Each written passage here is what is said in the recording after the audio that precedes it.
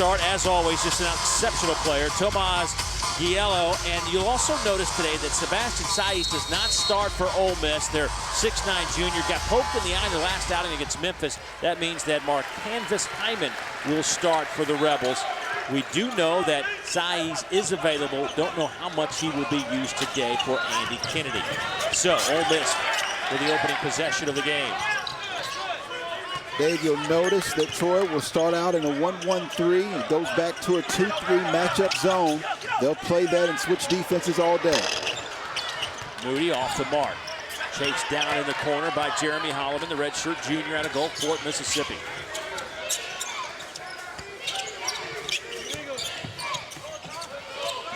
John Walton III. Off to Wesley Person, the 6'3 sophomore out of Brantley, Alabama. He has been on a three-point tear. 39 straight games with a three. Yeah, leads the nation with consecutive three-point shots, and this is more of the pace that Ole Miss wants. Brooks steps inside the three-point line. The junior knocks it home, averaging just shy of 8 a game. Yeah, Rasheed Brooks has really stepped to the platform, 15.5 and shooting 70% over the last couple of games. Saw him practice earlier before the season started. Inside, blocked and swatted away by Hyman. His 14th block of the year to tie for the team lead. Long three. Moody can't get it to go. Rebound to Holloman.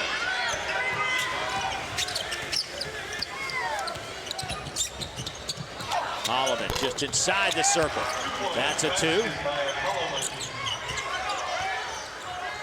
Tell you what, for this Troy team, they score points at a pretty good clip, 76 a game. Their problem is they're giving up almost 76 a game. Well, they're still trying to build a program. Phil Cunningham, obviously the assistant under Coach Rick Stansbury at Mississippi State. Kind of fitting that he's here for this last game in the Tad Pad. Yellow misses badly. Little run out. Peace gets it to Holloman. Peace has it slapped out of his hands. A foul against the Rebels with 7:52 on the clock. Let's see who that'll go against. Yellow picks it up. There is Phil Cunningham, 3rd season at Troy. Longtime assistant over in Starkville. Tell you what, when he was at Mississippi State, they had some success in this building with Stansbury now. Most certainly. Coach Rick Stansbury doing a good job with Billy Kennedy over at Texas A&M. Nice win against Baylor earlier this week. Strong move, powerful move by Jordan Fernardo at 6'6". His brother Jarvis, when he was at Mississippi State, was at 6'9". Jarvis was more of a shot blocker, run the floor a lot longer.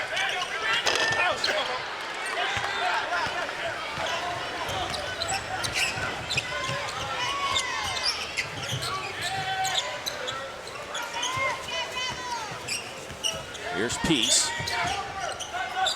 Wesley Person. Bernardo lines it up high, arching shot. It'll belong to Ole Miss. Andy Kennedy now in his 10th year here with the Rebels, the school's all-time winningest coach. Just picked up his 201st victory a couple of days ago as this Rebel team went up to Memphis and knocked off the Tigers.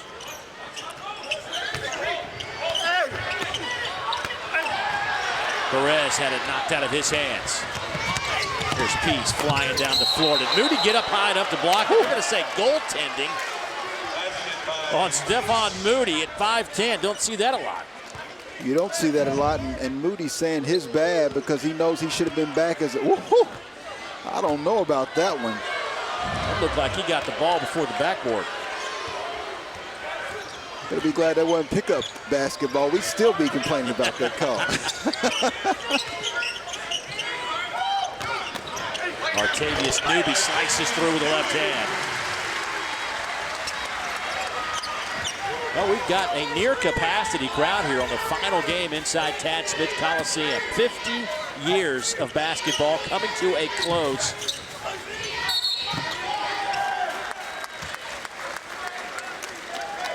A lot of success here, Dave. You know, they have won Coach Andy Kennedy 80% of their games here in the Tad Pad. Obviously, we know about the success first 9 seasons. Only third behind 2 pretty good coaches in Joe B. Hall at Kentucky and, of course, Billy Donovan. Outstanding job here at Ole Miss.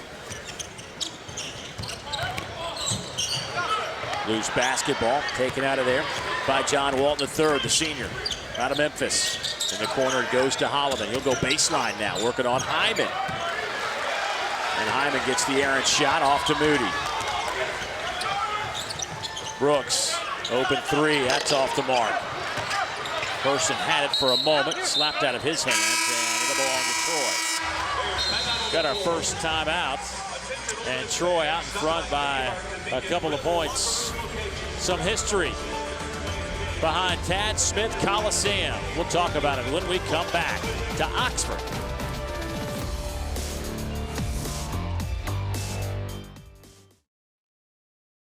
Network Basketball is brought to you by Belk, the home of modern Southern style. Visit Belk.com today. Cost $1.8 million to build back in 1964. Tad Smith Coliseum, some of the early shots. 50 years, some great players have come through here. How about Sean Toohey? Boy, he was a great teammate if you like to score, because he'd give you the basketball. The SEC's all-time assist leader. Gerald Glass, how about the night he put 53 on LSU? Team that featured Chris Jackson, Shaquille O'Neal. The lights, I think they might have got shut out that night. There was so much offense in the building. Dave Neal back alongside my partner, Damian Fishback. And Fish, you played at Auburn and obviously been in here a few times. Some thoughts about this building as a former player in the league? You know, Dave, you always remember it was a challenging place to play. So many good players, Keith Carter, Michael White, who's now over at Florida, Reed, Lockhart. You always knew when you came to Oxford, in the Tad Pad, you had a difficult game. Intimate settings, 9,500 folks been through here. Matter of fact, for those historians out there, Larry Conley, our good buddy, scored the first basket. He'll tell you it was like a 25-foot jumper, but it was actually a layup. Johnny Newman had the record, 57 points against Southern Miss. 489 wins in this building. And you know what? When you think about Andy Kennedy, he has put together a nice little run in this building as well. He has won 160 some odd games in here. 125, excuse me, 125 and 31. 80% of the time he has won inside the Tad Pad. Troy up by 2, coming out of the timeout. They get a decent shot, can't get it to go. Loose ball. Taken away by Newby. It's a little run out. Moody. Back to Newby. He'll try again. That won't go. Hyman's shot won't work. It's like it's a lid over the basket on both sides. Not customary. Both of these teams like to get up and down and score. Reverse layup. The follow won't go. Bernardo had a chance for the tap.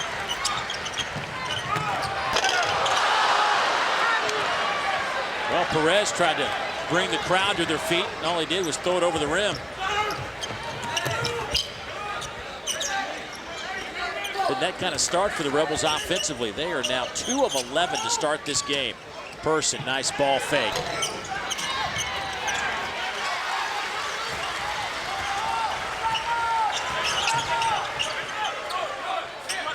Troy not much better. They're 3 of 11.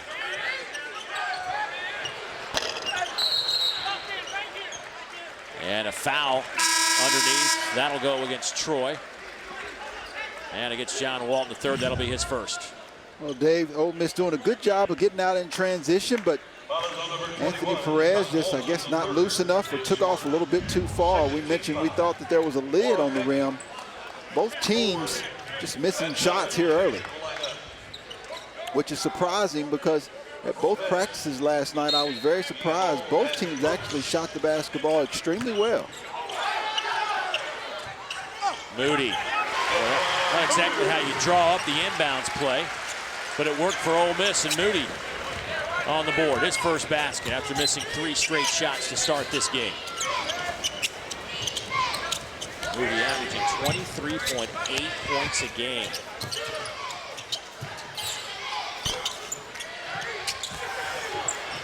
Yara Moravec off the mark. 3 international players on this Troy team. Moravec from Slovakia, O'Reilly from Canada, and Hopkins from Finland. Speaking of international, there's one right there for Ole Miss. Yellow from Poland. Wow. Neither team very solid right now. Just sloppy with the basketball. Boy, this is like pickup basketball, and Andy Kennedy is furious. He's furious that there was no foul called, but not real happy with his offensive flow. Well, you talked about they're not sure that they drew up the play like that, but Stephon Moody, that's what makes him so good. Even at 5'10", with the 47-inch vertical leap, he can score inside amongst the trees.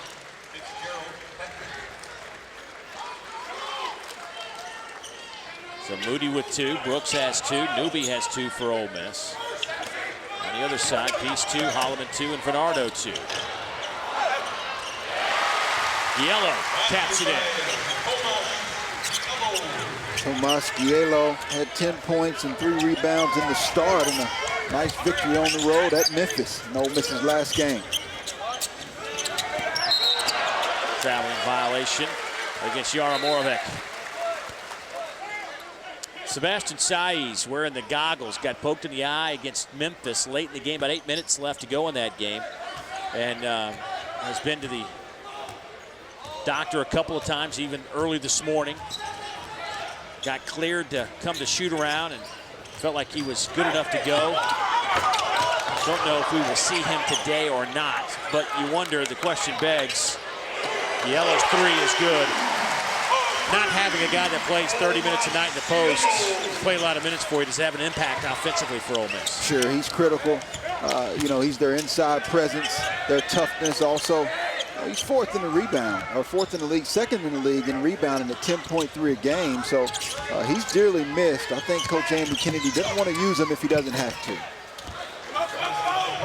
Wesley Person goes inside. Young man, they call Tat around Troy. He has an incredible bloodline, Wesley Person and Chuck Person both that played at Auburn. Timeout on the floor. A little bit sloppy here in Oxford to get this one started, but Ole Miss up by 3. 11:56 to go, opening half.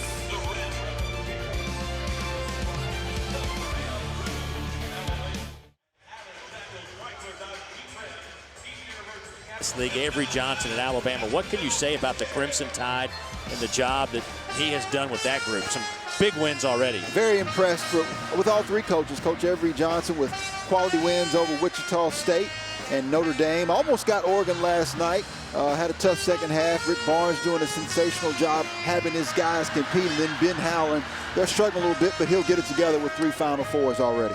Well, as you take a look at the Tad Smith Coliseum, this is the last time the Rebels will ever set foot in this building. Talking to Andy Kennedy, they have their practice facility just up the road. They'll go there, and then January 4th, they will get their first opportunity to practice in there, and then January 7th, they will open up the building. $96.5 million. It'll be used for men's and women's basketball, concerts, other community events as well. Magnificent building, and they're still over there cleaning it up, getting it spruced up, making it all nice. I tried to go over there today, but they won't let me in there. Trying to keep it secret. You know, what was intriguing to me was the difference in the price range. A little different, right? A little unique. 1.8 versus 96.5.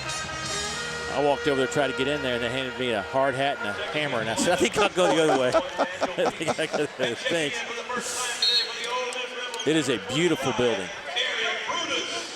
Let's see if we can get this shooting turned around. Team shooting a combined 1 of 10 from the 3-point line. Ole Miss 16%, and Troy with the goose egg from behind the 3-point arc right now. And Damien, we've got a Terry Brutus sighting. He checks in right away, though. Troy goes right to the basket with Daniel Peace, the junior, with a layup, but Terry Brutus hasn't played a whole lot this year. He's been banged up with injuries. Getting some action here in the first half against Troy. 1-point Rebel lead. Troy at 5-5. Ole Miss 9-2. Ole Miss's losses have come to George Mason by 6 and Seton Hall. They lose by a dozen. Matter of fact, Seton Hall also beat this Troy team earlier this year, 78-69. Seton Hall's got a quality team, one of the better teams out of the Big East that's playing well this year. Morvan steps back, knocks it down. He's averaging just over 3 a game, shooting 37% from the field. 6'8", 240-pounder from Slovakia. Yellow. Here's Brooks. Yellow lines it up. Boy, it's hard to stop that for the big fella. 6'9". You know, Coach Cunningham talked about him the entire practice. He said, we have to know where he is on the floor. He's a stretch four. He will move in and out. They just lost sight of him on that particular possession. Andy Kennedy was telling us today about how much he loves a young man, but can be frustrating at times. Expects him to do a lot of things on the court.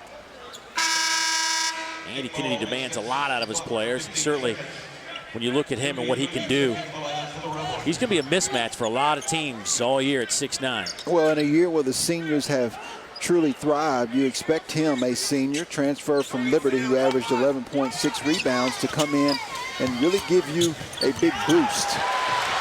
Newby with the steal. Ole Miss now leads it by 4.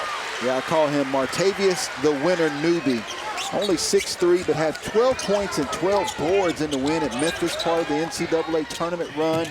He's a guy that makes winning plays. Traveling violation. Back to Ole Miss. On the line, up the line, out of the passing lane. No need for him to dunk, just taking care of business. 6'3", 218-pound senior out of Memphis, Tennessee. Last year was second on this team in rebounds. Once again, just been dynamite on the glass, averaging over 5 a game from that guard position.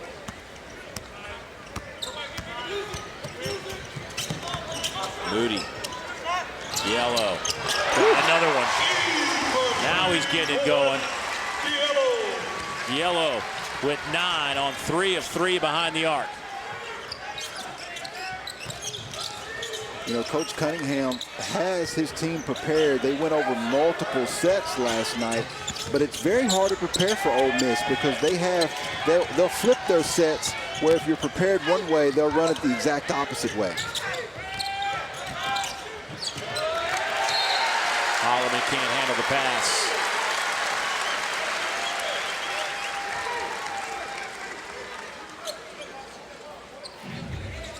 Here's an example right here. Yellow actually switched his angle of the screen, and you have to be concerned about Stephon Moody, which allows the spacing for Yellow to knock down the three-pointer. Moody. Brutus baseline jumper.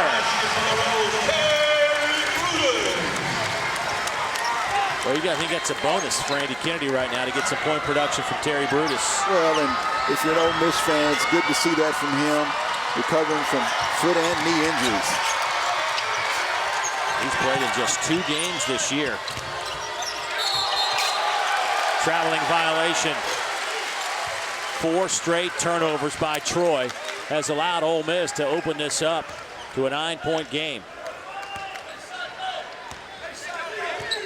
Good look at Andy Kennedy. Boy, one of the underrated coaches in this league. Averaging almost 22 wins per season. Ole Miss gives it right back to Troy. You see they have 7 assists on 9 field goals made, and I'm in agreement. Coach Andy Kennedy, obviously, after he did such a good job for Cincinnati, obviously wanted that job. But when he didn't get the job, ended up coming over here to Ole Miss, and wow, has he really changed the trajectory and the expectations of this program. That new building is going to do nothing but help this program take that next step. Loose ball foul on Bernardo underneath. Well, if you're Troy right now, and let's remember, you see Coach Phil Cunningham there. When he first got there in 2012-13 season, there were 12 of 13 scholarship players were junior college transfers. And Chancellor Hawkins and then A.D. John Hartwell wanted to change the makeup of the roster, so they're building. It's going to take time, but they're doing it the right way, Dave. Well, he's got some nice young pieces. Here's one of them right here in Bernardo. He'll head to the free throw line. You look at Wesley Persons, a sophomore. Bernardo's a freshman. Guys you can build around. Right now, Ole Miss building their lead to 9. 7:44 to go, opening half. Timeout on the floor. Back in a moment.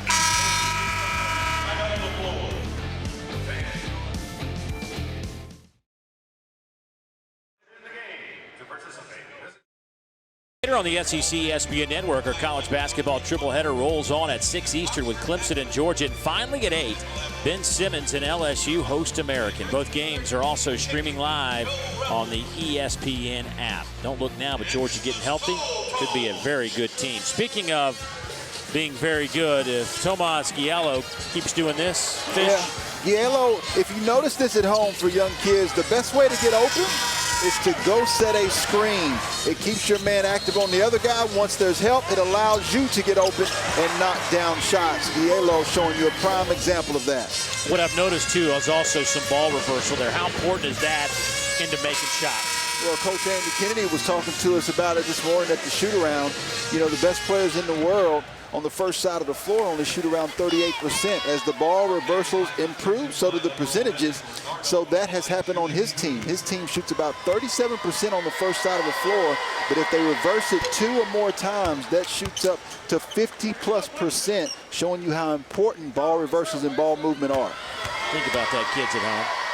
You reverse the ball at least twice, you make 50% or more of your shots. You move the defense, giving you a chance to shoot wide open versus contested shots. And now Coach Cunningham goes to a 1-2-2 pressure and gets a turnover. Andy Kennedy knew that was coming. His players weren't quite ready, but he knew it. He practiced it today. Another turnover. Person had it blocked by Newby. Count it. Andy Kennedy worked on this today. He told us, he goes, this is what they're going to do to us at some point. And Troy jumped him in 2 quick turnovers. Well, they're very active, 42nd in the nation in creating steals, and this is one of the ways that they manufacture points. A nice job by Holloman getting out into the passing lane.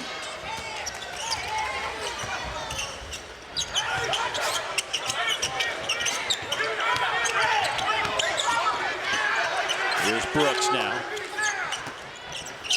Hyman in the corner. Perez will shoot the 3 and knock it down.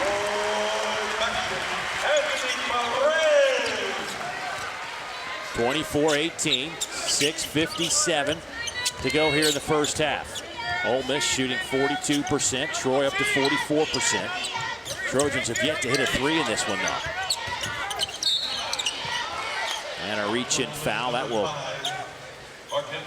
go against Hyman. That'll be his first. Well, this is a nice job of moving the basketball. There's the ball reversal we talked about inside. You saw 1, 2, 3, 4 players looking at Marcanvis Hyman, which allowed Anthony Perez to get open on the trifecta.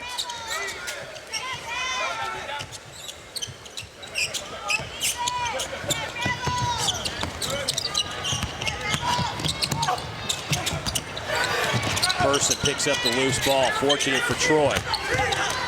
Reverse layup by Peace won't go, but the tap does go down by John Walton III. I like this team from Troy out of the Sun Belt. Young team, 63% of their points coming from underclassmen. A bright future for this team if they're able to keep the guys and just continue to help them mature. Here's good penetration on the inside. Daniel Peace, known as a defensive player.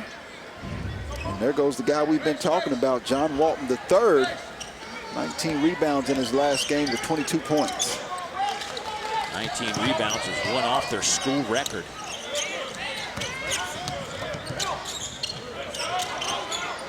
Giello.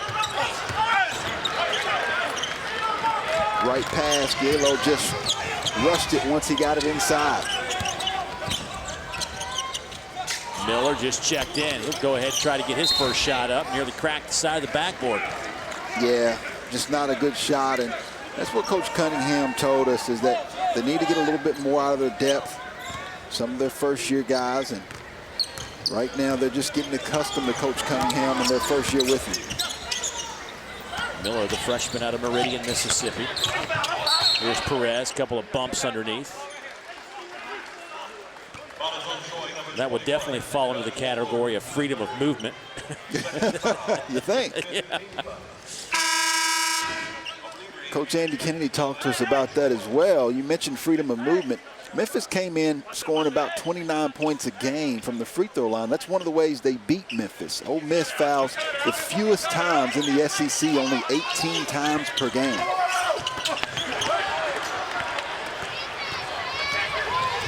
Here's Miller. Holliman now.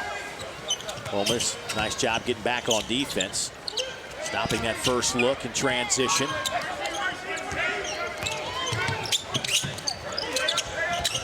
Person's yet to get it cranked up.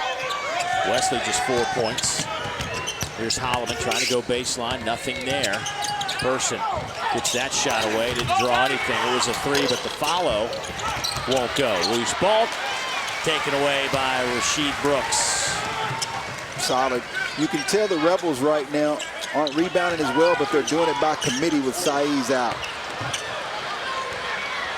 Steph Moody just 2 points for Ole Miss. 1 out of 5 from the field, 0 for 3 from the floor. Averaging almost 24 a game.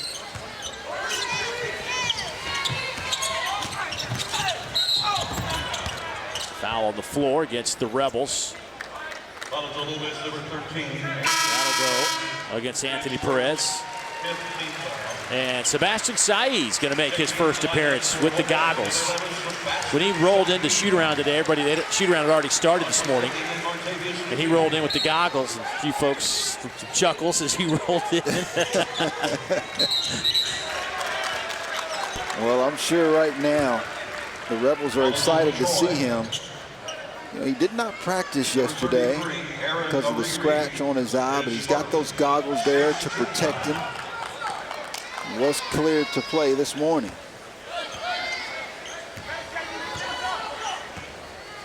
The 6'9" junior out of Spain, averaging 11 points, 10 rebounds a game. Moody's really struggled here in the opening half. Saiz trying to post up underneath. That one's batted around and taken out of there by B.J. Miller. He's in the open floor. A 6-foot point guard will get it to Wesley Person.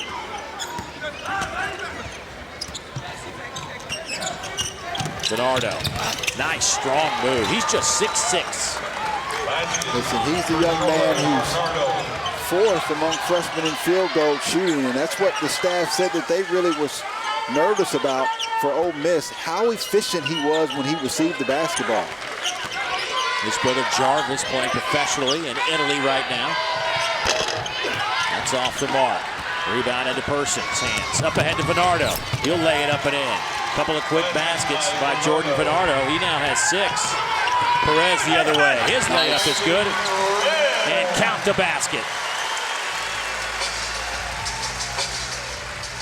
Phil Cunningham didn't think there was any contact. He thought Perez fell down. He can't believe it. Ole Miss with a chance for a 3-point play when we come back.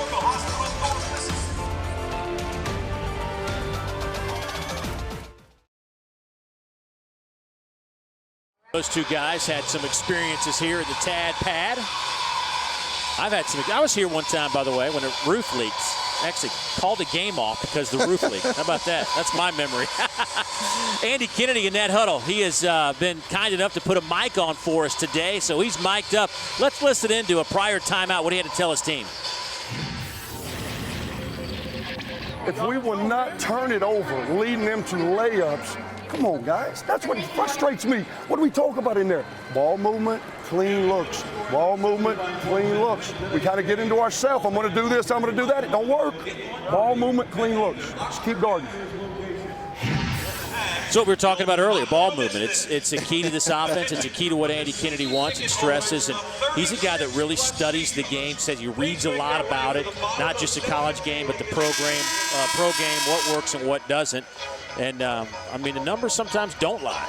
Yeah, layman's terms, he's saying we've got 7 turnovers. If we don't turn over the basketball, you're actually playing good defense. They're going to have trouble to score. Right. And that's very important. I thought it was critical in the game last night. Dana Altman and Oregon stopped pressing against Alabama and made them score in the half court, which I knew would be more challenging without Shannon Hale. I think he brings so much to that basketball team. And Ole Miss kind of doing that today. They're turning it over and allowing Troy to score easy baskets at the rim. Good set out of the timeout as Person buries his first 3 of the game. Wesley now with 7, 3 out of 5 from the field, and Troy takes the lead by 1. I have yet to see a person, pun intended, out of Brantley, Alabama, who cannot stroke it, and Wesley Person no different. In and out, no good. Rebound right to Ariri. Ariri out of Canada, the sophomore at 6'8". A couple of 6'8" players on this Troy team coming off the bench. Bernardo. Nice. Boy, Troy looking very confident here on the road, up by 3. Moody. Boy, somehow, some way, it's almost like Ole Miss needs to get Moody going. Well, they need to, because Bernardo, look at him seal up and high away from the basket early and receives his reward late against Hyman. And you're exactly right, Dave. I mean, a guy like Moody has to get going, but he's a guy who can pick it up quick. 19 points in the second half. It doesn't take him long to manufacture points. Giello checks in. Sam Finley will check in as well. Perez and Hyman to the bench for Ole Miss.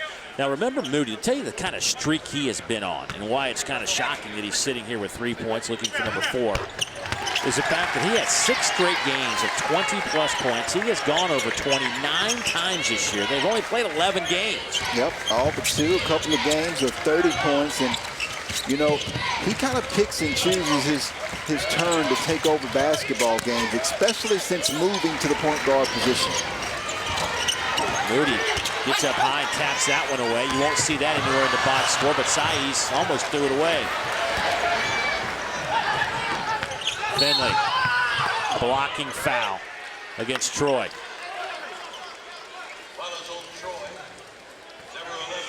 That'll go into B.J. Miller. His first, and Finley will toe the line. Well, I thought that Sam Finley picked it up quite a bit when they were in a tournament. He didn't play before the Seton Hall game, and when he did not play, he actually, before the George Mason game, and he actually came back in that George Mason game, scored 10 points, 4 rebounds. We know he's a guy that can put up some numbers, but he's still getting accustomed to Coach Andy Kennedy and vice versa.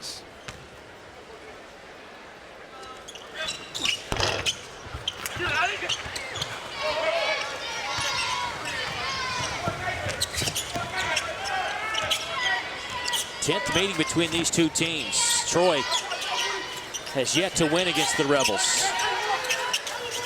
They lost last year.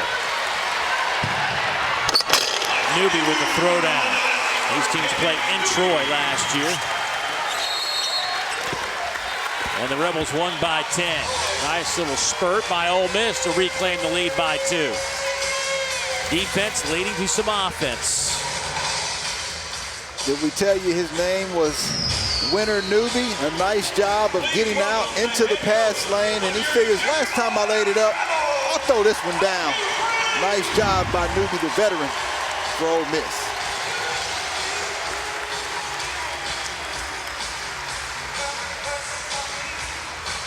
Well, tonight at 11 on the SEC ESPN Network, join our network analysts as they discuss all the SEC news of the day on SEC Now. It's also streaming live on the ESPN app.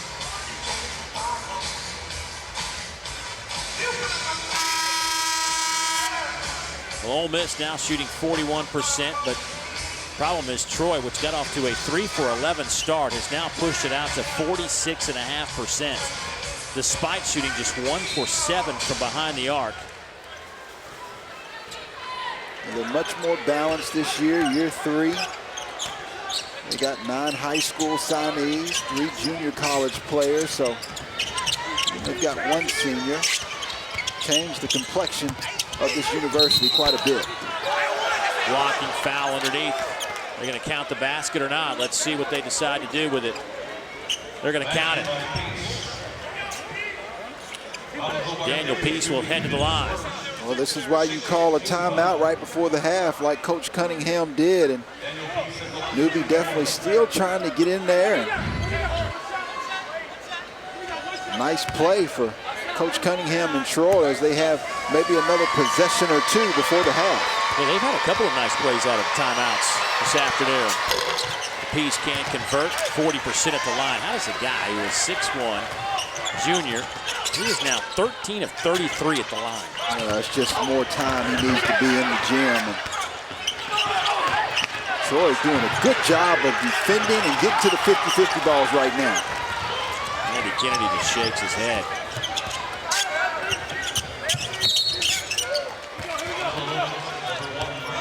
Newby with the push, and that'll send Troy back to the free throw line, and Daniel Peace, this may be a good sign for Ole Miss if you send Peace to the line, especially in a one-on-one situation. Well, everybody has their strengths and their weaknesses. Right now, something he needs to work on is his shooting. You are so kind.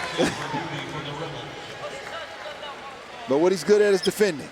32nd in the nation, steals per game, and that's what the coaching staff said last night, that he is an incredible and tenacious defender.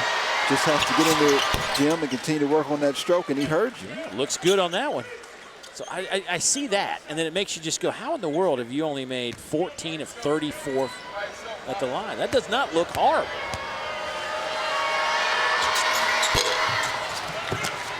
Hey, guess what? His percentage just went up, though. What a tough day. Finley. Yellow had a good little spurt early in the game. Hit 3 threes. Been quiet since. Moody inside. Sai's trying to post up. Knocked out of there. Ford. Shot clock is turned off. 23 seconds before halftime. Troy with a 1-point lead. You can tell the way Sai's is playing a little bit that he's not 100%. The important news was the corner was not scratched, but anytime as an athlete you have a little something wrong that throws your routine off a little bit, you can tell it's affecting him. Number 11 in white.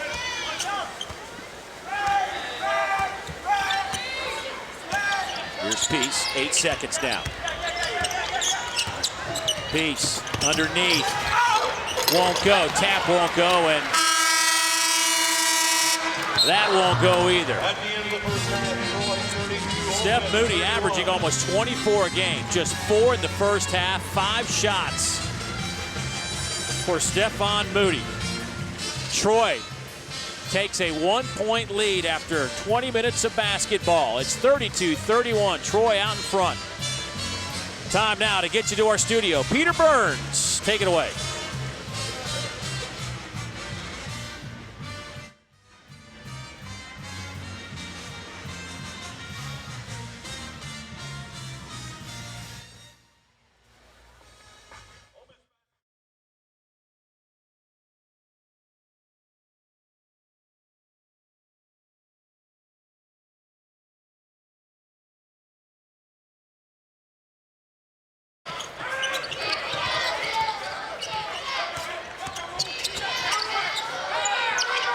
Fishback, and tell you what, maybe Ole Miss a little nervous about closing the tad pad down because they little sloppy basketball. They had a little spurt though early on, gave you a little hope if you're a Rebel fan, but overall I think the first 20 minutes not exactly what Andy Kennedy drew up. No, I think you got to give a lot of credit to Troy. They came in prepared to play, but I agree at the same time it was very sloppy. A lot of turnovers for the Rebels. If it weren't for Giello, they'd be in some trouble here in the first half. Yeah, the senior graduate transfer, certainly at 6'9", could give you a little pump from the outside. Well, he did what Coach Andy Kennedy expected him to do once coming here on campus. He knocked down open shots. Listen, they probably spent 45 minutes of practice yesterday getting up game-like shots that paid dividends here this afternoon. He is a pick-and-pop guy. And then for Troy, they really turned it up on the defensive end. A nice job of staying in the passing lane, making sure they were gritty. On and off of turnovers, the senior you saw walking the third there, getting out in the passing lane as well. And then Holloman with a nice finish at the rim, turning good defense into offense. See if Giallo can get some help offensively, and Troy will get the basketball here to open up the second half. But I think the other big story in this game, maybe the biggest story, is Steph Moody, just 4 points, averaging 24 a game.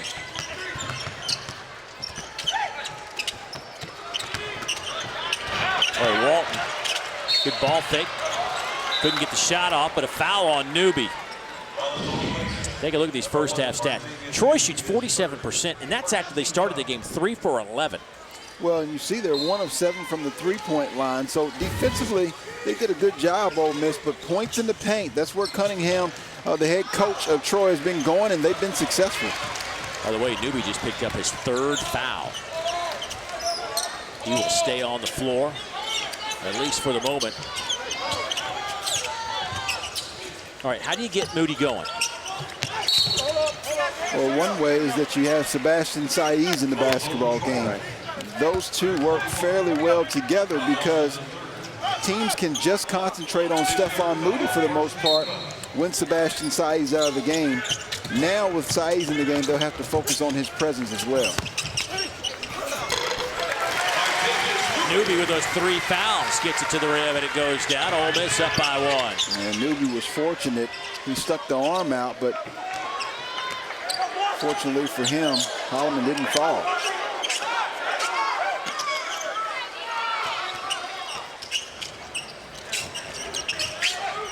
Bernardo, he had a nice finish to the first half. Moody comes in there and takes it away. Moody. Oh, nice pass. Rasheed Brooks buries the jump shot. I thought for sure Moody was going to shoot that. Well, that's the difference of him playing the point guard position now. He's so unselfish. He's really relishing in that role, Dave. Holloman. That's way off the mark. Saiz with the rebound.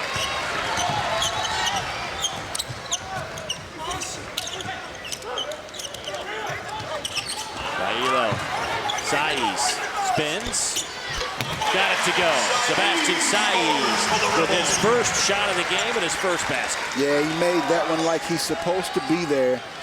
You know, Stephon Moody's their MVP, most valuable player, but Sebastian Saiz will probably be the next most important player because he does provide inside presence.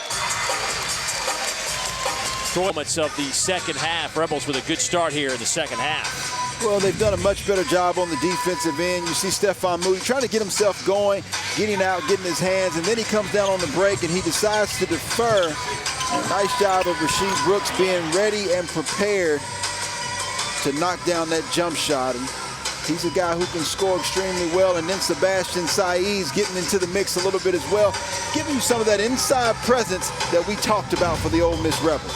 You know, it's pretty easy to see how Ole Miss is taking the lead here. They're 3 of 3 from the field to start the second half. Troy 0 for 3. Coming up later on the SEC ESPN Network, our college basketball triple header rolls on at 6 Eastern with Clemson and Georgia. And then at 8, Ben Simmons and LSU will host American. Both games also streaming live on the ESPN app. Well, we talk about some of the hype players. Ben Simmons came in about as hyped as anybody. Well, and he's really lived up to the hype, and we know that those other 3 players worked out extremely well. All of them playing very good at the next level, and Ben Simmons, I think, really relishing in that role. All of the hype, all of the pressure, now that he has Hornsby beside him, as well as Craig Victor, I think this team will be off to the races. And they have a nice challenge against Devin Martin as well. Moody with the basketball.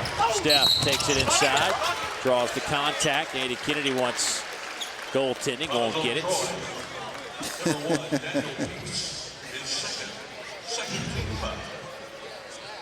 Again, we talked about Ole Miss turning up their pressure a little bit. Moody at the right place at the right time for the steal and then the Euro step.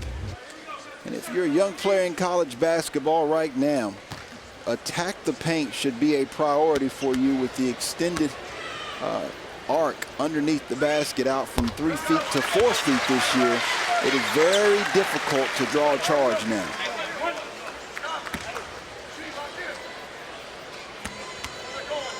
You like that or not? What do you think? Oh, I think it's made a tremendous difference. You have less collisions where people can get hurt. You brought the block shot back into the basketball game because you don't have so many guys trying to take charges, and right now it's helped Ole Miss to an 8-0 run. Person. Holloman now off the basket. Got it to go. Troy's first points of the second half. Well, points are up in college basketball. A lot of reasons for it.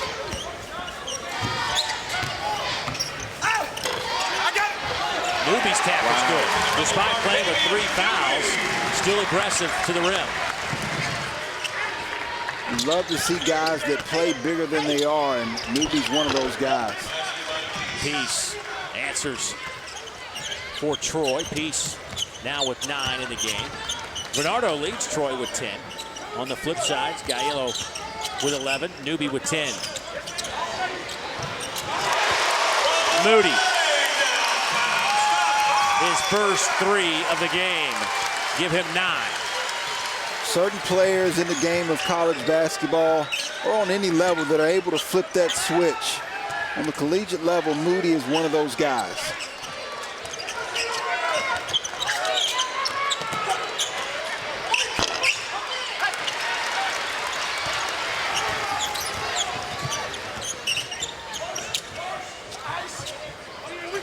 Newby will try for 3. Gaiello. Well, Gaiello goes up with one hand, doesn't quite get it, but the second jump with 2. Ole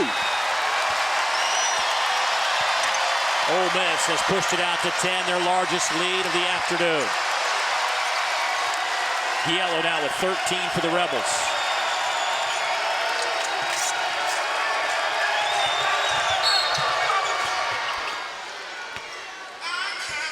Well, Dave, right now, Stephon Moody in the tag pad, turning it up a notch, and we know this is the final game, but Moody and the Ole Miss Rebels want to make it like Sam Hunt. They want to turn it into a house party.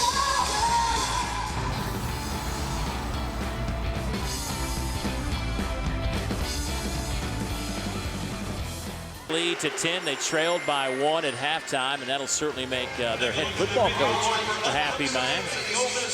As Hugh Freeze in the building tonight as he gets to witness the last game played in Tad Smith Coliseum. Let his team go for the Christmas break, and then it's off to the Sugar Bowl after the holiday. He was hanging out down the square today with Ricky Stenhouse and Danica Patrick. He said Danica was going crazy at some of the shots today. Well, Coach Hugh Freeze and the football in the SEC is now building and running over to the basketball. We're accustomed to good basketball, football in this conference, but now basketball turned it up a notch, Dave. Mark Wentworth, Commissioner Slive helped do this on his way out, and Greg Sankey continuing to follow as well. But so many teams in the top RPI now, they're playing challenging schedules, taking some L's, but keeping themselves up and available to make that NCAA tournament. You know, it's interesting that, you used to have to build that RPI up in non-conference play, because sometimes in this league in years past, if you got to January and you didn't have a lofty RPI, it was hard to help yourself out to make that run if you were maybe sluggish in non-conference play. But now with so many teams in the top 50, LSU, for instance, has a chance to help themselves out. Multiple opportunities for quality wins. Great job by this league in building the non-conference slate. Boy, good work on the backboard that time by Jordan Bernardo. But kudos to Mark Whitworth, Commissioner Mike Slive, and new Commissioner Greg Sankey. Those guys have been big advocates of getting this league headed in the right direction, and certainly we're starting to see that pay off now.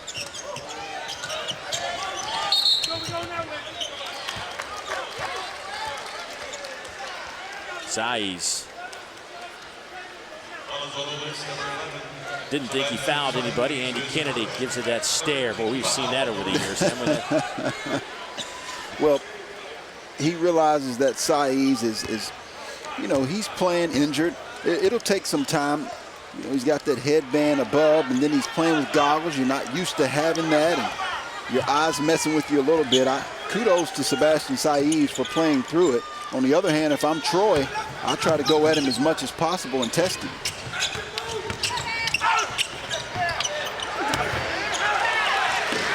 Oliver wanted a foul. Nothing happening. Moody pull up 3. That's off the mark. Nice job by Holloman. being right there on the other side of the screen.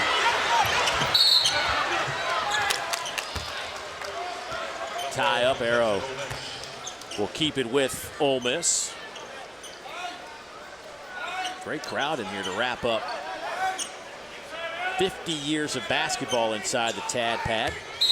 Dave, I don't think it can help but bring excitement. The same thing happened at Auburn. That hasn't transitioned into wins yet, but Coach Bruce Pearl doing a great job there as well. It'll come over time.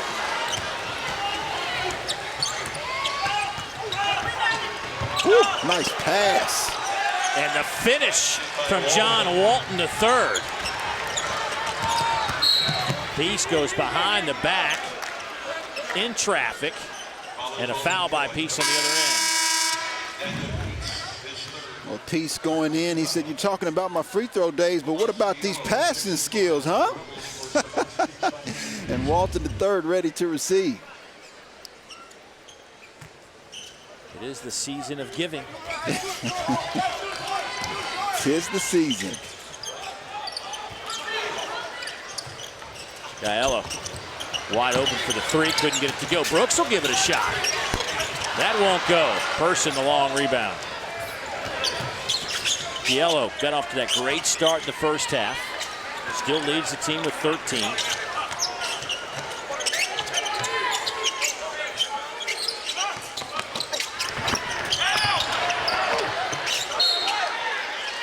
And it'll belong to Ole Miss. Boy, fifth-year senior transfers have become a valuable commodity in college basketball these days. 5-6 years ago, it was rare to see them, but now you see them quite a bit. And if you can find one that can contribute right away, it's just an added bonus. A guy that's played a lot of basketball at the collegiate level. And Giello is one of those guys for Ole Miss. Yeah, I mean, you look all across the country in this conference. You have multiple guys, and what a fifth-year senior does is they bring you calmness, they bring you experience, which is priceless.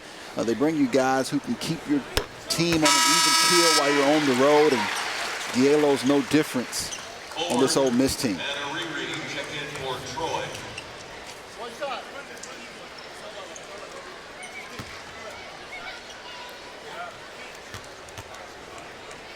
Moody, an excellent free throw shooter. He's at 85%, a career 88.7% shooter at the line. That is currently third all-time in SEC history.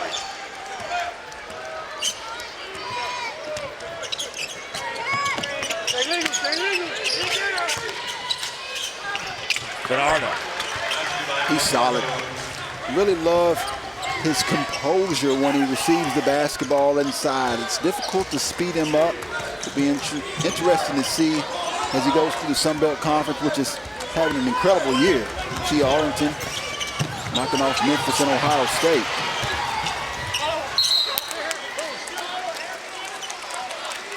Can you imagine if, you know, you can't play the what-if game, you know, but what if he was 2 inches taller? My guess is that, and this is not to be condescending to Troy, but he would be at, you know, probably one of the power conference schools. But some of those schools probably forgot about him because he was a little undersized.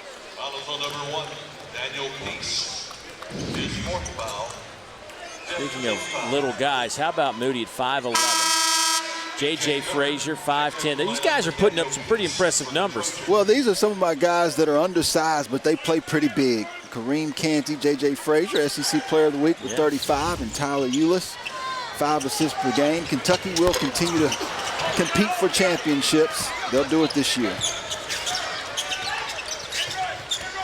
Ole Miss, lead is 6. Rebels shooting 42%. Troy 44%. Person right down the lane, fouled. Well, Ole Miss just can't shake this Troy team. They are a scrappy bunch.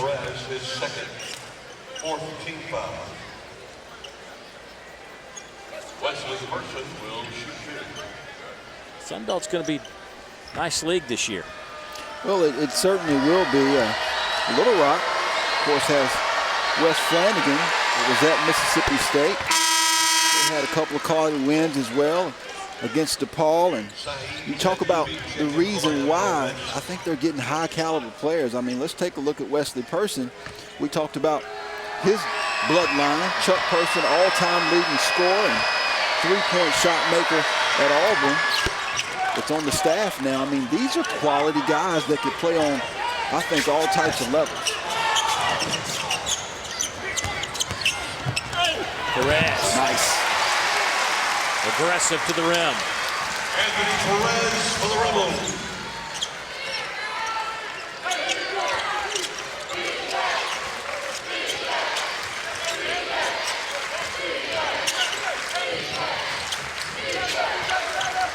A perfect chance for a double team in the corner, and Ole Miss fouls Wesley Person.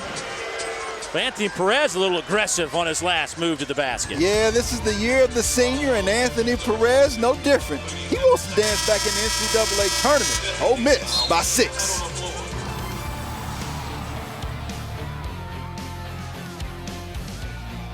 And in particular, 2-3, 1-1-3, the open areas are going to be, and you see where they're losing the paint points, but picking it up a little bit. The open areas are going to be around that SEC emblem in the middle and around the short corner. That makes the zone close and it attracts the defenders, which allows you open plays.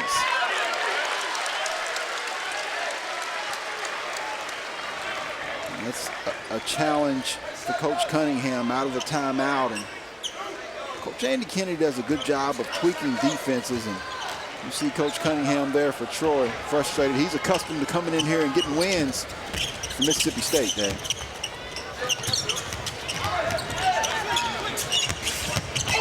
Newby feeds it in the corner, shot off the mark by Perez, and Andy Kennedy throws his arms up in the air. Troy, number 33, Aaron O'Reilly, his third, 16 foul.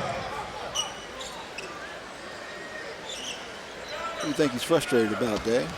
Wanted the rebound. He was an outstanding player at UAB, and Gielo having an outstanding performance. Solid, just doing a good job of knocking down open shots. Gielo's got an interesting release. He's got the side spin on his shot. Works. As long as it goes in. That's not that fishback rotation that we teach here forward. Gielo with a foul. That'll get Kelton Ford to the free throw line. Well, I give a lot of credit for Ford being relentless in attacking the rim. A lot of times when you're down, you start to settle from the perimeter. The way to claw your way back in games, it's not as pretty, but exactly what he's doing, going to the charity stripe. John Walton III back on the floor.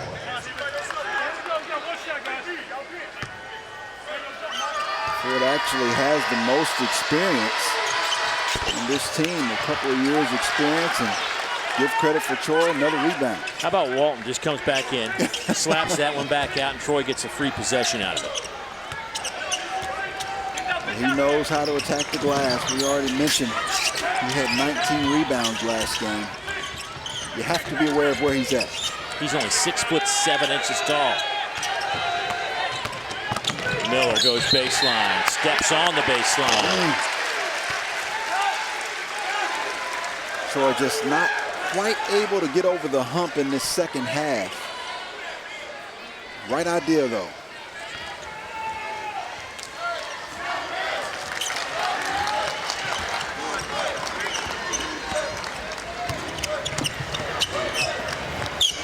Wow. Long three from Gielo.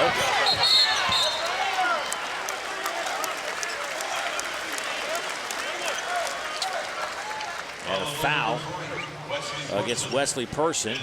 That'll be his third. Now we're in a 1-on-1 situation. Saiz to the line. Sebastian, 58%. 27 out of 46 this year.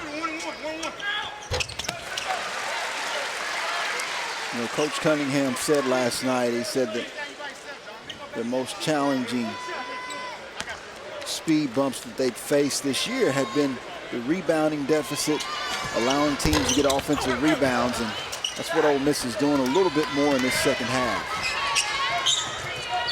Ole Miss +4 in the rebounding department, 30-26. Walton sets a screen. Ford dribbles right into a double team. Troy still has a chance. Plenty of time in the shot clock. There goes Ford. Gets bumped by Saiz.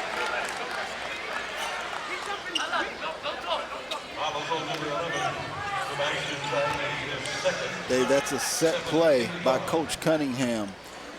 Both Saiz and Anthony Perez, kind of two big guys. Perez can play the small forward position, but one thing that he's doing, he knows he has guys that are undersized, so he's putting his undersized guys in ball screens where they're more comfortable, and you see the coaching change now. Perez goes out, and Rasheed Brooks actually comes back in to bring a little bit more balance defensively for the Rebels.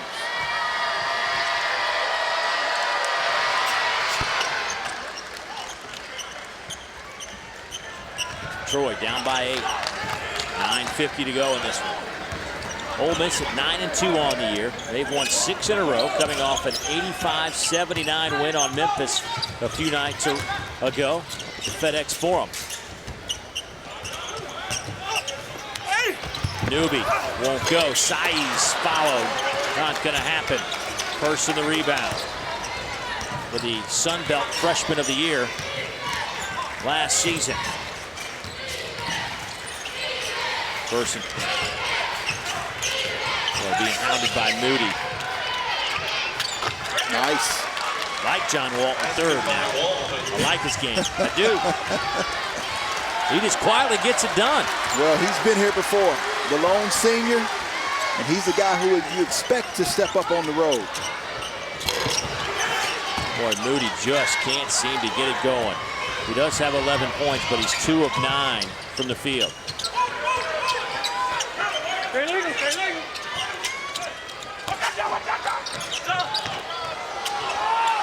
Walt has it taken right out of his hands by Moody. First to the floor, gets the ball 99% of the time. Nice look. Oh, the throwdown from Giello.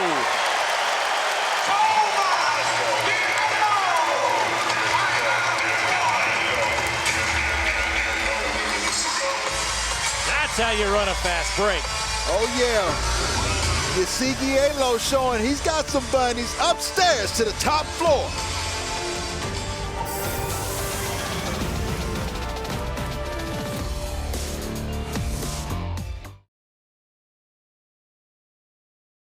(56-48), 8:28 to play in the second half. Boy, some good defense by Ole Miss. Moody getting down in there, getting the ball away from Walt.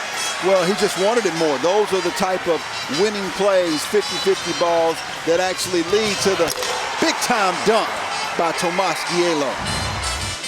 Well, certainly Tad Smith Coliseum shutting the lights off after this one. We talked to Andy Kennedy about some of his fond memories and some of the best games he's been a part of, and he goes back to his opening season. The team had, prior to him coming here, had losing seasons. He talks about a big game against LSU. Temple runs the baseline. He gets it into Davis in the backcourt. Double team. Back to Temple. Up the floor to Martin. Got to get a foul quick. 9 seconds. Davis. Long pass. Knocked away by Smith. Rebels with a steal. Back to Smith. To Abernathy. Abernathy in the corner to Sanders for 3. Yes! Yes!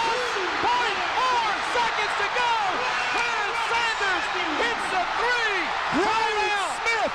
Brian Smith with the great defensive play to get the steal for the Rebels. Todd Abernathy finding Clay Sanders in the right corner.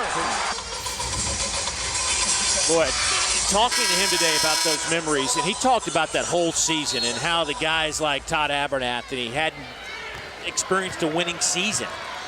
Well, and you see what he's done since he's been here versus what happened before that he got here.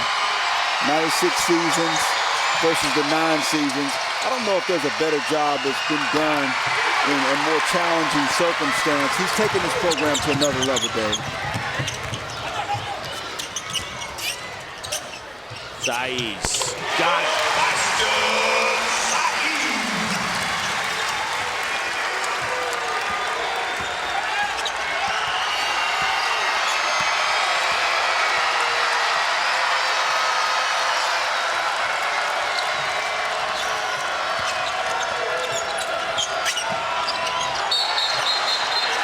Offensive foul. Peace doesn't like it. Foul number 1, Daniel Peace. Get a feeling like this crowd here is trying to take a little ownership in this game. Excited about the last game here in the Tad Pad. And that's transferable for SEC fans or any fans all over the place. Players can feel that. When you get excited, when you get loud, both the opposing and the home teams recognize it. And Peace is now fouled out, 9 points, 3 rebounds, and 3 assists. Lead back up to 10. Matches their largest lead of the game. Troy is led by as many as 4. They led by 1 at the break.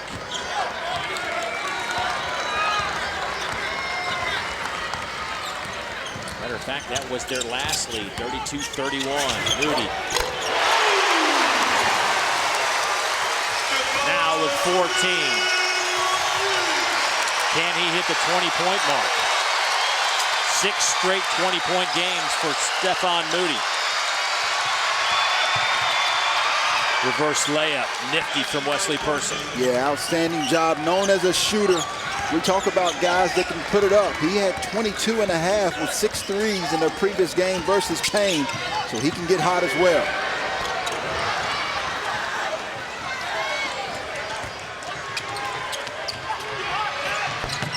Off the back of the iron.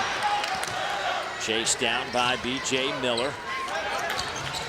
B.J.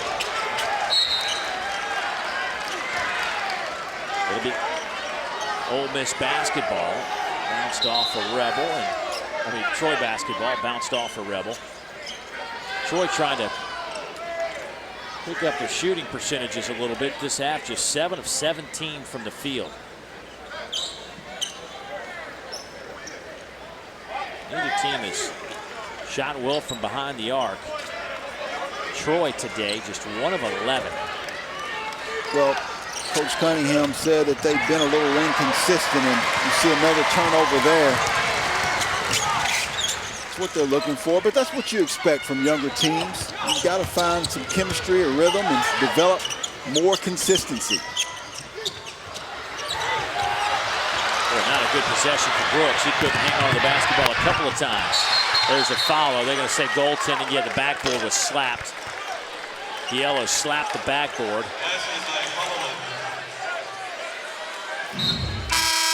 I think this may be the most goaltending calls I've ever seen in a basketball game. Our 3rd goaltending call of the day, and it was the correct call.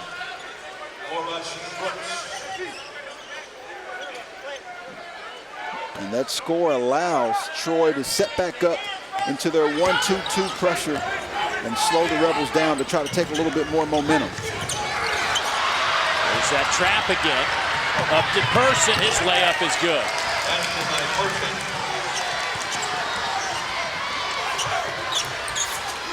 Moody kicks it in the corner.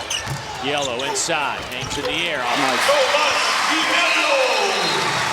You know, Dave, Alabama did that in the first half in the Oregon game last night. When you have pressure, you have to make people pay the price for pressing you 94 feet. Ole Miss that time wasn't passive, weren't complacent, but aggressive and assertive against that pressure from Troy. Giello with 20. He has a new Ole Miss high.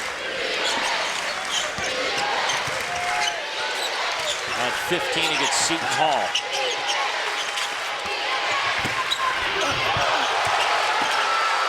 Saiz with a rebound. What a block by Sebastian Saiz. Blocked again. This time, John Walton III gets back. Yep, equally good block by John Walton III, not giving up on the play.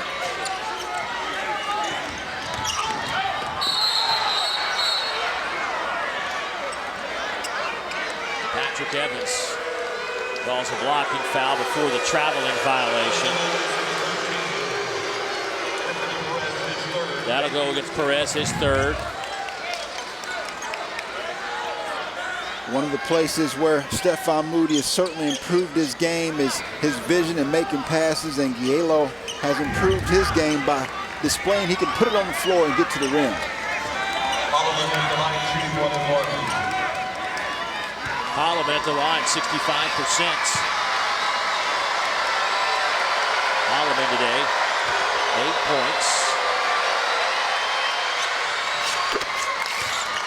One more free throw, and he will reach double figures for the 8th time this year. Had a high of 25 this year against Austin Peay when he hit 6 of 8 from behind the arc. Well, he's had 3 20-point games and scored 15 games 4 times, so we know he can put up points.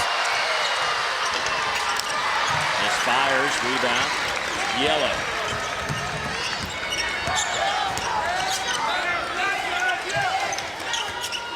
Approaching 5 minutes to go in this one. Ole Miss trailed by 1 at the break. Nice. Quarter to Newby. Off to Perez.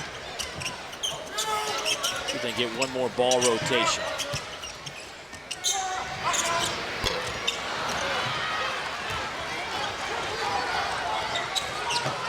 Troy doing a good job of not gambling, and shot a little quick though for the Trojans. Catch and shoot, Holloman. Just talked about his 3-point shooting, and he buries that one now with a dozen. Yeah, the transfer from Pearl River Community College starting to heat up a little bit. Moody in traffic. Count it.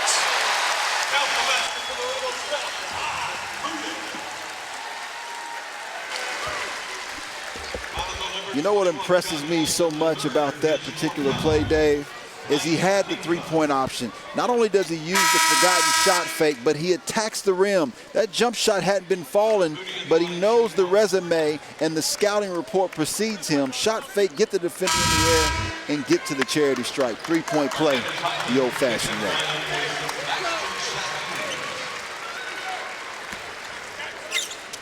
Saiz to the bench as Moody tries to complete the play. He does. Stephon Moody down. Boy, Moody 7 out of 7 at the free throw line, 17 points. Moody will take a short break with 4:20 to go.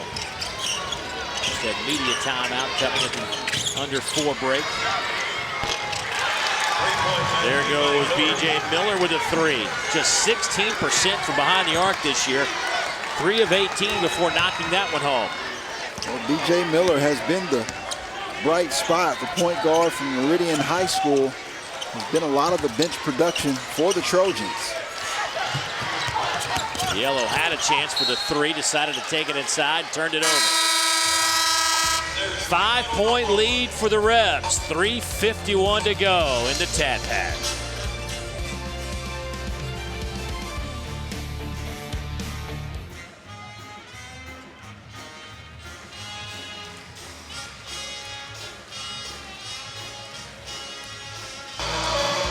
Tad Smith Coliseum. Over 9,000 on hand today as turn the lights out for Ole Miss men's basketball inside this building. Opened back in 1967, February of 67. Construction, $1.8 million, began in 64. Sean Tuohy, the SEC's all-time assist leader. A lot of dimes in this building. Gerald Glass put on a show against LSU. 53 against Chris Jackson, Shaquille O'Neal and company. And today they went old school. They used to do this, drop the streamers down from the rafters upon introduction. The team would walk through the crowd on the way to the floor. Just reminiscent of some good times of Ole Miss basketball. Because after this one today, they will move across the street into the magnificent new pavilion. Larry Conley, our good buddy, did a lot of TV games with Larry. Scored the first basket here when Kentucky beat Ole Miss 108-65. Johnny Newman, the Coliseum record, 57 points. Andy Kennedy won 80% of his games in this building, 125 and 31. He says it was time. It's time to move. Well, I think that is the consensus all across the SEC, but I will say this. There has been quite a few outstanding games. You know, 16-1 in those first couple of years when he got here, and the losses were against the Cats both times. Kentucky has held a torch in this league for a very long time. Well, we'll say in arenas like this, and certainly there are some flaws in a 50-year-old building, but there's not a bad seat in here. I agree. Not a bad seat to watch that three go down from Jeremy Holland. Holloman now starting to feel it with 15. He came in averaging a dozen. We got a 2-point game with just a little over 3 minutes to go. Perez with a bump. They're going to call a foul on Person. Well, and to remind fans of the importance of this basketball game, at the end of the day, Troy is fighting hard. A team that's young and continuing to blossom, as you see the nice jump shot by Holloman. But for Ole Miss, right now you have a 61 RPI. This is a home game against a team that's 200 plus. We talked about how good the SEC had done, but a game like this at home is of critical importance if you're the Rebels.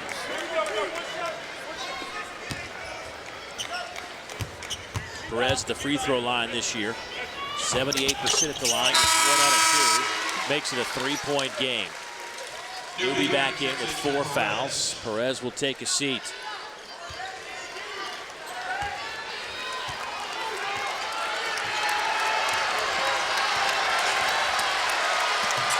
Troy has hit 3 threes here in the last couple of minutes to close the gap. Holloman to the basket, lays it in. Troy down 1. Look at the excitement on that bench. Moody hangs in the air. Yeah, Moody kind of just turns it up as much as he needs to.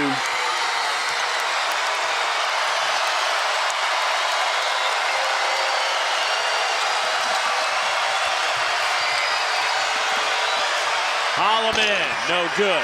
Rebound to Brooks.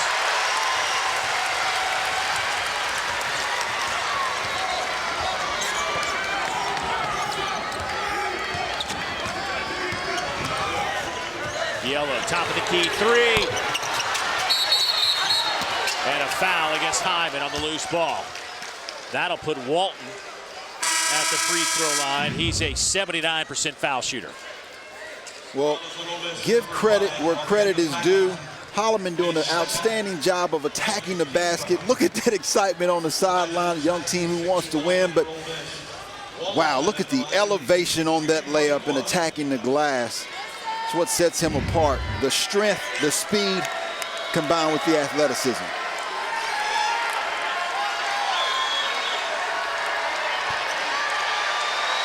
One-and-one situation for John Walton III.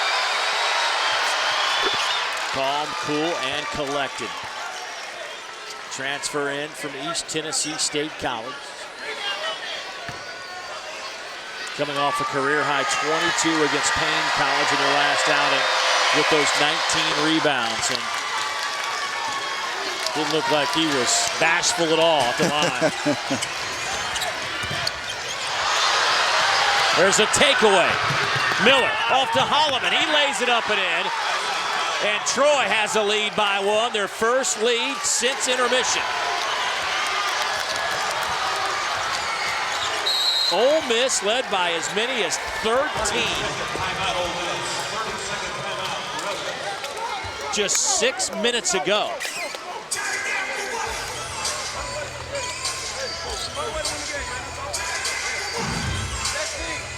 Stephon Moody has moved to the point guard position, but you can see why Troy is 42nd in the nation in creating steals, creating good defense, and turning that into good offense.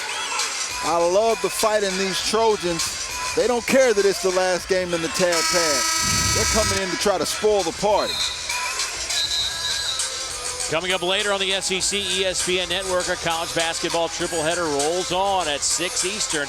Clemson and Georgia. Then at 8 Eastern, a chance to look at Ben Simmons and the LSU Tigers as they play host to American. Both games also streaming live on the Watch ESPN app. Dave, two outstanding individuals. LSU, of course, with Ben Simmons, and then, of course, American has Devin Martin. It had 34 points, and you see the first lead of this half.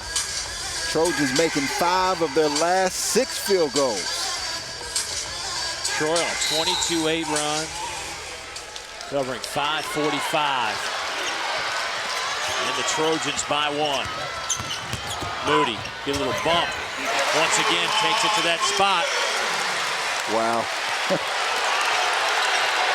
Rebels by 1, 90 seconds to go.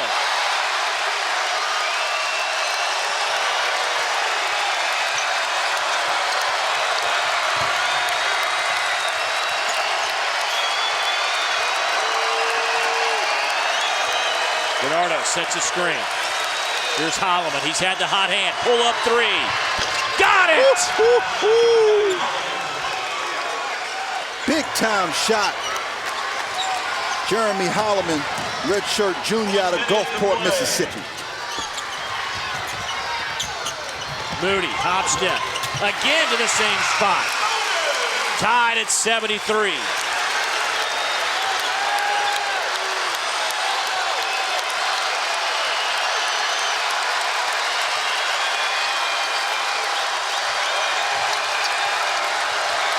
Person.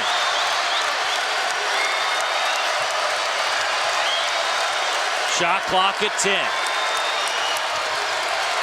Holloman, another screen from Bernardo, knocked away. It'll belong to Troy. 4 seconds on the shot clock. Timeout, Phil Cunningham.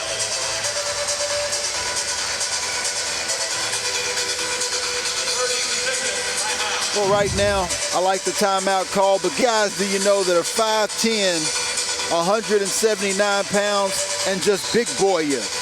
But Jeremy Holloman saying, you're not going to outdo me at 6'3", 195 pounds. Look at that bench. You think they want to win? No, this is a different play. We promise you. But Moody doing the exact same thing, using that big size and athleticism to get to the rim. There's our game reset. Each team with 1 timeout remaining. Possession arrow favors Troy. Moody, by the way, now with 23 points. Right about his average. But it's been Holloman. He has been the story here the last 6 minutes for Troy. Without him, this is a completely different ball game.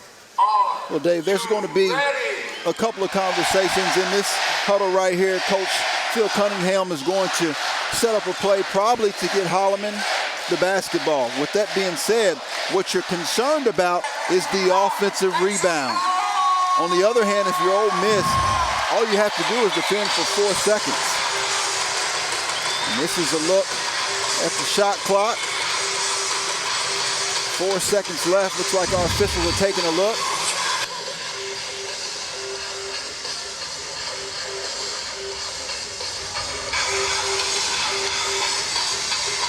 Just trying to make sure that they get it exactly right, realizing the importance of this basketball game. Patrick Evans, our crew chief. And we're just being told they're checking on possession right now.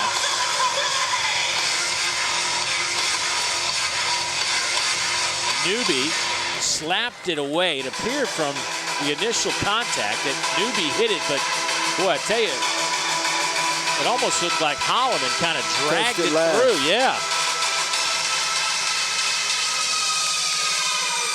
Take another look at it. Is his hand still on the basketball? Woo! That is a close one. You know, the call was Troy basketball. And I don't know if there's enough to overturn. But certainly we're taking another look. I didn't realize it was this close. It's just hard to see at that angle. Very difficult to see. Especially to overturn it.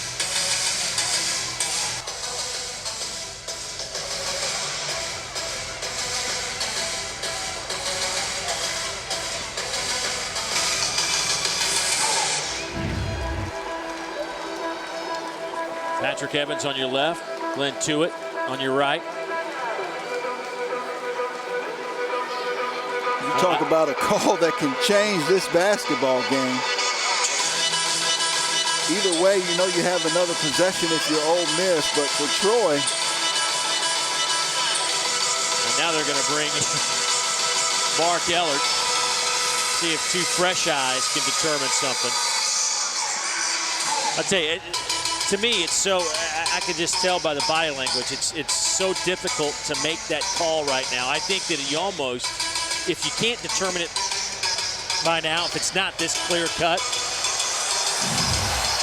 see, the crowd's looking at it again. Now we've blown it up again and again. Let's see, is his hand still on the basketball? Right there is where they're looking. Is his hand still on the basketball? Right there. That's the question. Now, going back to the original play, I remember Newby, when he knocked it out of there, immediately said it was off Troy. But, you know, most guys will always, I remember you playing, you always said the other guy knocked it out. But well, and a lot of people complain when officials take a long time. You have to remember the situation that we're currently in. This is the last game in the tag pad. This is an Ole Miss team that's won 6 straight. This is an Ole Miss team that has an RPI of 61. A loss here, very detrimental, not just from the momentum, but if you look at NCAA opportunities. So I'm glad that the veteran officiating crew has taken the time.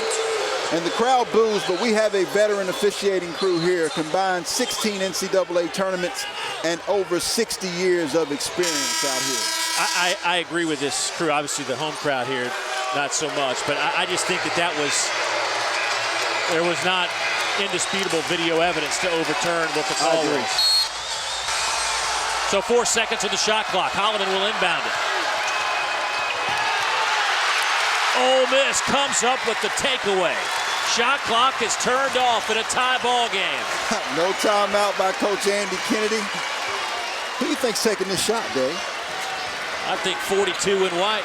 I'd run 2 at him if I'm Troy. There he goes. Oh, Moody my goodness. to the basket. Blocked by Person.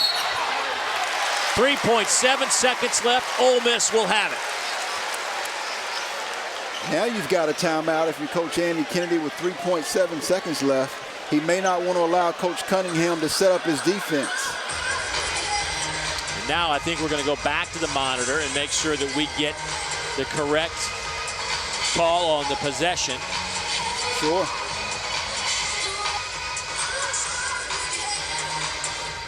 Wow, he is explosive.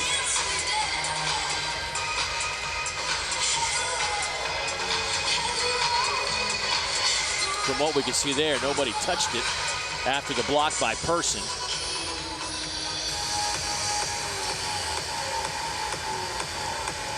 Yeah, Saiz didn't touch it. Now that one looks pretty easy. So you got 3.7 seconds.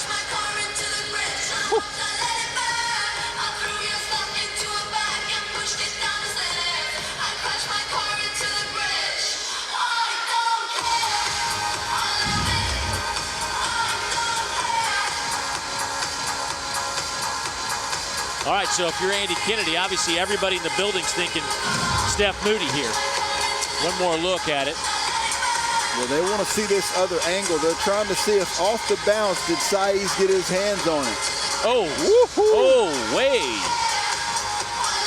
But the question is, did the ball hit the line before Saiz touched it? Let's see. Where did the ball? And does B.J. Miller have his hands on it as well? Okay, here we go. Ooh, from that angle, Saiz looks like he touched it. Looks like he got it last. It's another close one. Looks like both he and Miller had their hands on the basketball. And then Saiz looked like he had the last fingertip. It's a tough one again to overturn the initial call.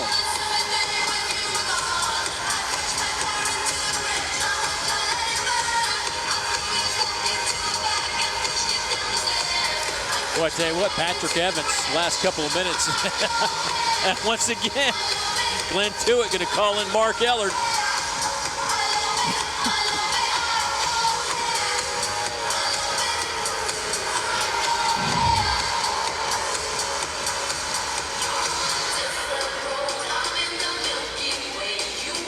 fouls in play. Sai's right hand.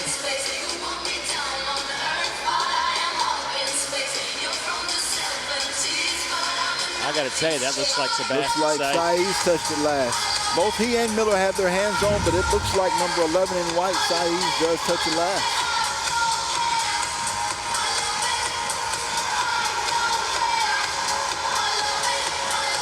Crowd getting a little restless.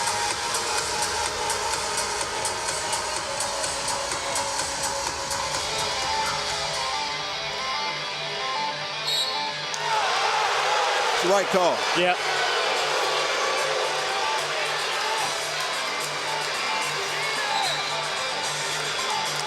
Here we go. Now, if you're Ole Miss, obviously they were being prepared, and Coach Andy Kennedy down there with Patrick Evans obviously fighting for his guys. 3.7 seconds. We remember Tyus Edney with UCLA. That's plenty of time to get it all the way down the court. So we'll see what Coach Cunningham and the Trojans draw up for the last play. 3.7 seconds. Here you go. Miller launches at the horn, just short. And we have free basketball. Oh, yeah. Last game in the Tad Pad. You don't want the lights to go out yet, do you? This deserves another 5 minutes.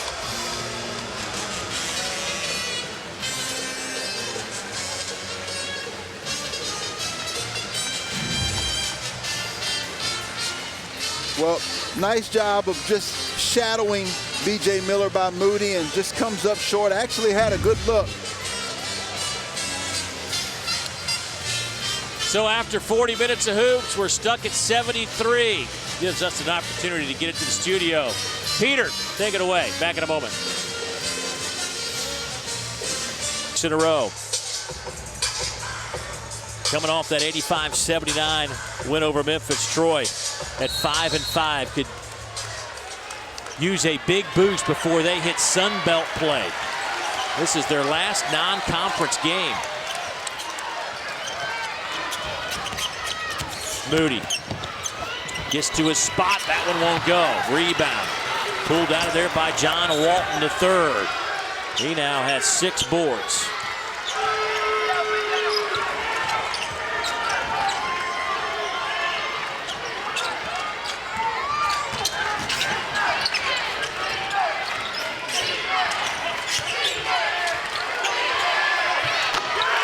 Good shot. Ooh, Bernardo buries a 3.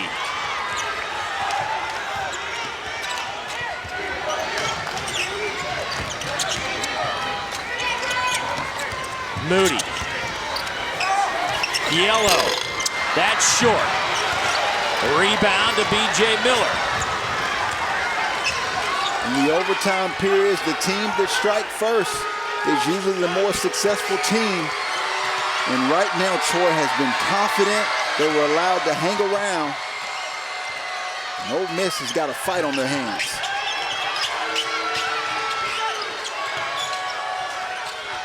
Nice look. Bernardo can't convert that lay-in. For the Rebels now, no need to panic and continue to settle from outside. The success has been playing the game inside out. And here of late, besides Moody, they've been shooting everything from the outside.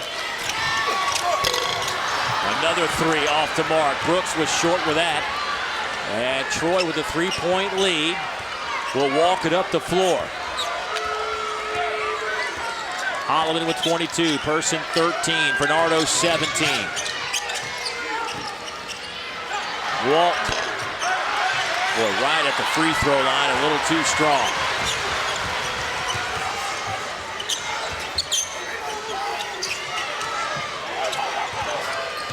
Yellow in the corner. Newby with 4 fouls. Chases it down. Off to Sai's. Foul. He'll head to the free throw line. Intriguing to see for Ole Miss. Most of the guys from the perimeter, Rasheed Brooks, Tomas Gielo, even Stephon Moody, except when he was penetrating before, settling from the perimeter. It took Newby, the guy who I said is the biggest winner on this basketball team, a couple of NCAA tournaments to finally attack and go to the basket. Brooks to the bench. Perez back on the floor. Saiz didn't start today after having his eyes scratched against Memphis a few nights ago, wearing the goggles, playing here in the overtime. It's a one-point game. Miller chases it down. There's a double team. Person to the basket. His layup is good. Give him 15. Like the chess move of the 1-3-1, but give Troy credit. They did not turn it over, even though it caught them by surprise a little bit. Yellow. Got it! Tied at 78.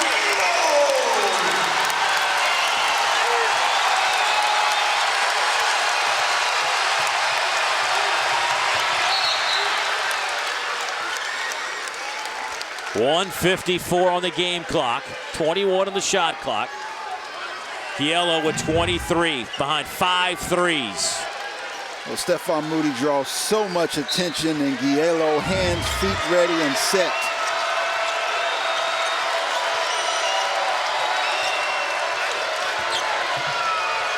Miller to Person. Shot clock down to 7. Person, long 3. Giello the rebound. Yeah, they're having trouble. Giello 6'9", Perez 6'9". That's pretty big on the wings. Ole Miss will take a timeout with 1:28 in overtime. We are tied at 78. Back to Tad Smith Coliseum after this.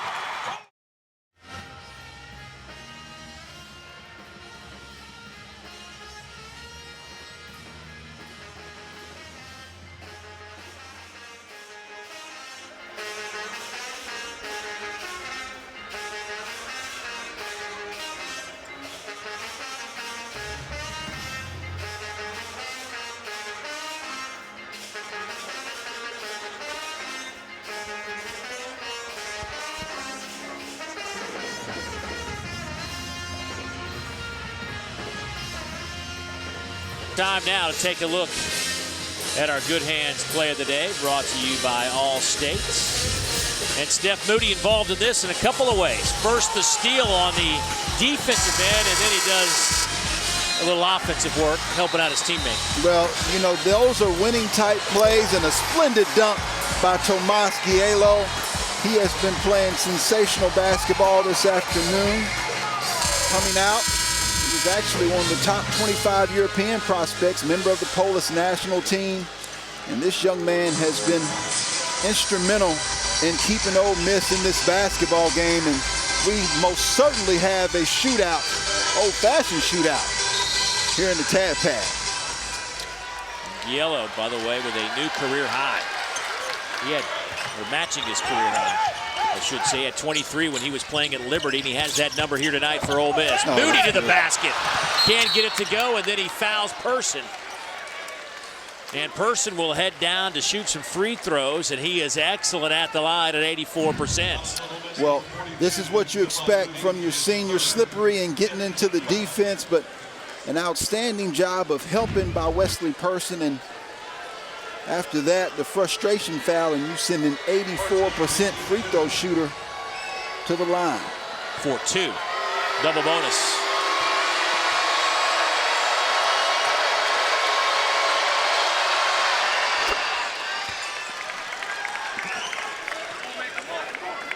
If you've ever seen Chuck Person and Wesley Person, you know that they love these type of moments.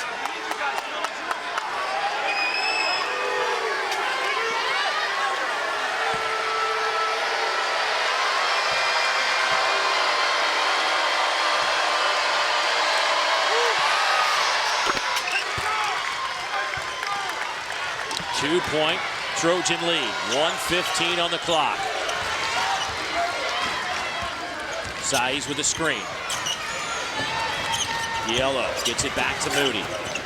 Perez in the corner. 1 minute to play. Yellow trying to get it to Saiz. Goes with the left hand. Got it to go. His best move of the night. Showing you how important he is to this team. Saiz with 9. Tied at 80. Miller.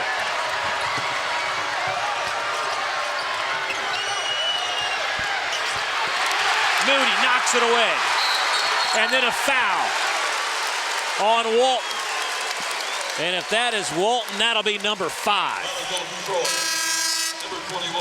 It is.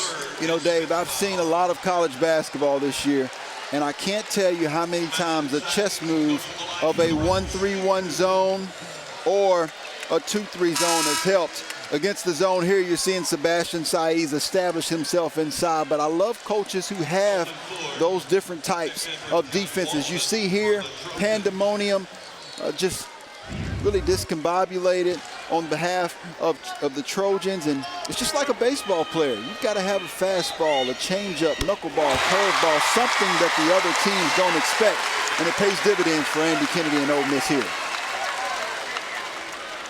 Saiz knocks the first one home. Sebastian in double figures now. Boy, barely played any minutes in the first half, but sitting on 10 points and 8 rebounds.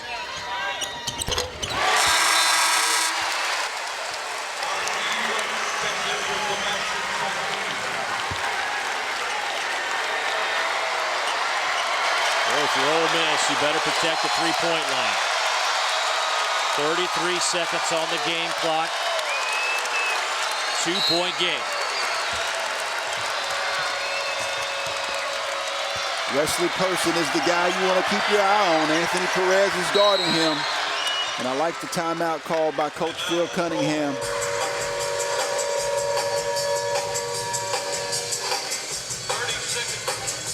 Tomas Giello has matched his career high. The graduate transfer has hit 5 threes this afternoon. Well, he did it in a lot of ways, but mostly from behind the three-point line. Nice stroke. You see him out running the floor. Unselfishness displayed by Stephon Moody, not once, but 2 times in the shot fake and showing you he can take you off of the bounce, absorb contact. And here he is on the receiving end from Stephon Moody again, knocking down the trifecta one more time. An experienced guy, 15 out of 21 starts his freshman year at Liberty, 31 out of 32. And then coming here and now showing his veteran leadership here today.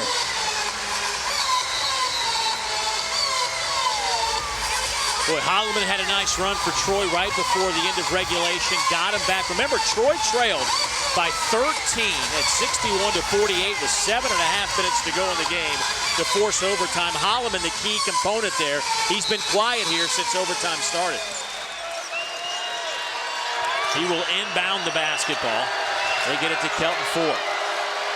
And now Ole Miss switches back to the man-to-man out of the timeout. Watch for the offensive rebound on the shot here. Now Holloman with it, telling everybody to clear out. Holloman in traffic.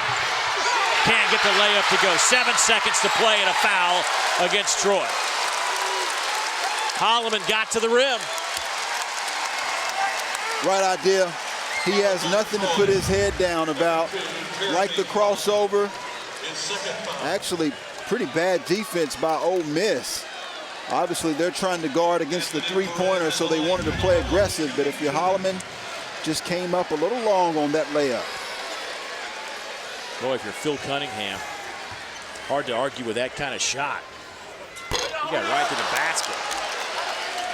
Just couldn't convert. And now, Troy wants a timeout, their final one. That was a big miss right there. With 6.9 seconds, you at least have a chance. Make or miss here for Troy. Well, What this does is it gives Coach Cunningham a chance for two things. Number one, you set your play up on make or miss. Number two, you give Anthony Perez a little time to think about this free throw shot as a 78% free throw shooter. On the other hand, for Coach Andy Kennedy, if they do make this free throw, the question will be, will he call a timeout to have a chance to set up his defense on the make? So Perez at the free throw line will try to knock this home. Perez today just 1 out of 4 at the line. He came in a 78% foul shooter on the year. Not a whole lot of attempts, just 11 of 14, but has struggled today. I like the strategy by Coach Cunningham. 1 of 4, give him a little time to think about it. You're Anthony Perez, you're a senior, you've been here before.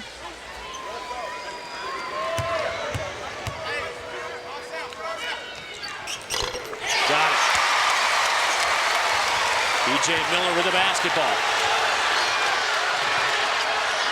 Here we go. Person. No good. Ole Miss survives Troy.